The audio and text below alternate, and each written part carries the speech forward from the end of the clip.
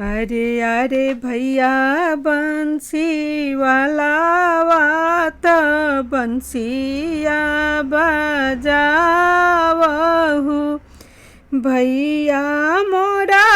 आगे पोथिया विचार कवन देशौतीमा भैया मोरा आगे पोथिया विचार कवन देशौतीमा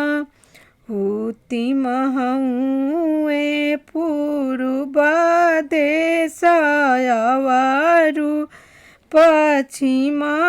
देश अरे दक्षिणा देश के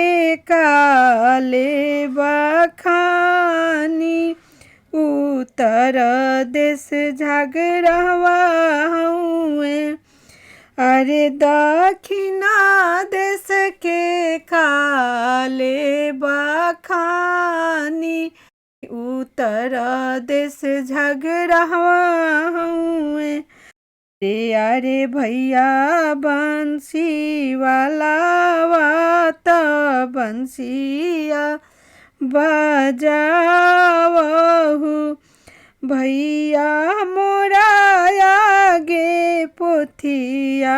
विचार कवन बाबाऊ कवन पापाऊ तिमा भैया मोरा आगे पोथिया विचार कवन चाचाऊ तिम कवन भैयाऊ तिमा उतिम हउए बाबा राजा अवरु पापा राजा अरे बड़का चाचा के काले बखानी छोटका चाचा झगड़वा हुए उतिम हउए बड़का भैया अवरु मझिला भैया अरे छोटका भैया के काले बखानी सुंदर भैया झगड़वा हुए अरे अरे भैया बंसी वाला वात बंसिया बजावहु भैया मोरा आगे पोथिया विचार कवन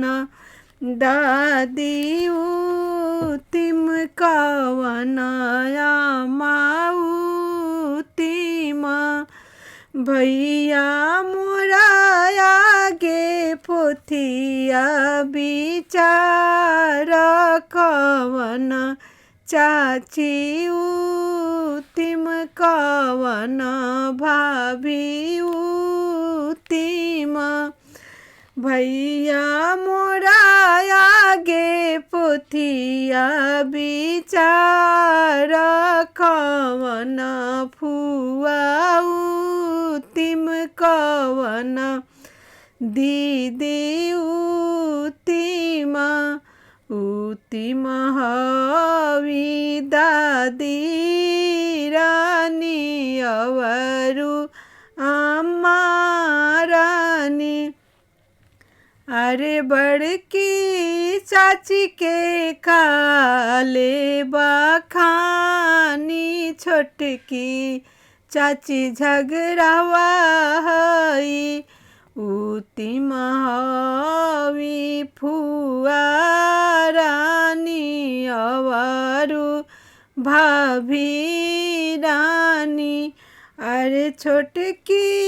फुआ के काले बखानी दीदी रानी झगड़वा